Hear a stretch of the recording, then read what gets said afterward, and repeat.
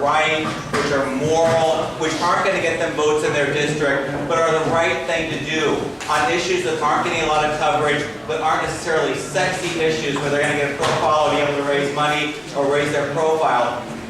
Our next speaker is somebody who is exactly that type of elected official. He is somebody who's courageous, who always does the right thing, who stands up for our community in every single venue he goes to. He represents a very conservative district, a district where we shouldn't be expecting to have somebody who's as wonderful to our community as he is. He chairs the Youth Services Committee. He represents Canarsie, Marine Park, Sheepshead Bay. He's truly one of the most visionary elected officials in the entire city. He's the reason we have funding for homeless youth service programs in New York City. He chairs the Youth Services Committee. Every single year, he leads the fight in the City Council to increase and make certain that we have funding for the LGBT homeless youth programs. There aren't that many gay people in Canarsie, and the ones who are there aren't organized. He does this because he's a moral man, because he's a wonderful man, and he's truly somebody that we all need to thank from the bottom of our hearts on behalf of every member of our community. It's my great honor to introduce Lew Fidler, City Councilor.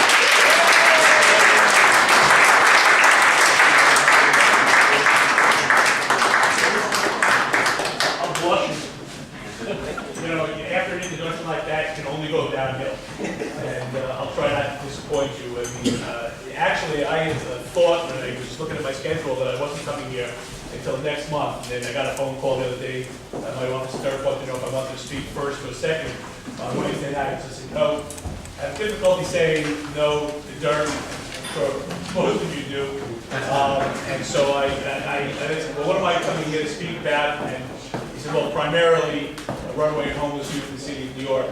And I will tell you that I will go anywhere, anytime, any place to speak about runaway and homeless youth in the city of New York because the issue is that important to me, and it should be that important to you.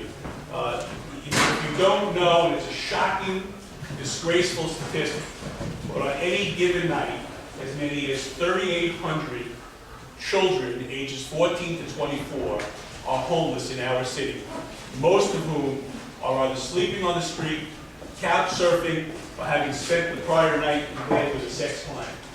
And that is just a disgraceful fact for the greatest city in the world in this day and age to have to live with. And then if I told you that the number of shelter beds we have available for these people is numbered in hundreds, not thousands, it just gets all the worse. I can't tell you that I ran for the council in 2001 that this was an issue that was on the forefront, of my mind. I did ask the chair of the Youth Services Committee, because education was taken, but I asked for youth services because I honestly believe that young people, you have an opportunity to impact on the world the most by impacting on young people. And it was a couple of months into my tenure when we decided to hold a hearing on runaway and homeless youth. And I don't want to neglect the opportunity to mention Alan Gerson, Councilman Gerson, who was very proactive in this issue and who introduced me to an organization that is absolutely spectacular. That's the Ali Forney Center, Carl Siciliano, and the work that they do on LGBTQ youth in the city of New York. When we held that hearing, I was really shocked and dismayed to find out what the state of affairs was. And at that time, there was one provider of shelter beds funded by the city of New York, and that was Covenant House. And as a result of the first hearing, we decided to take a field trip and go to Covenant House. Now, Covenant House is a religious institution.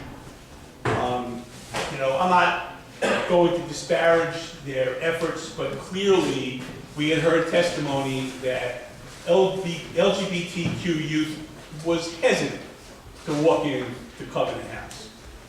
We also know, and this is a fact, that approximately 30 to 35% of the homeless youth in the city of New York identify as LGBTQ. And that's a fact that it makes logical sense. You would understand that a source of conflict in one's teenage home with a parent might be an announcement of a sexual preference change. So it was a number that made intellectual sense and it indicated to me the importance of making sure that we had providers in the city of New York that would be hospitable to that market. But we walked into Covenant House and found out that they had empty beds. And I was not happy about that. And then I asked them the next question, which is how many of the young people in Covenant House identify as LGBTQ? And their answer was 3%. Now, there's something wrong with that.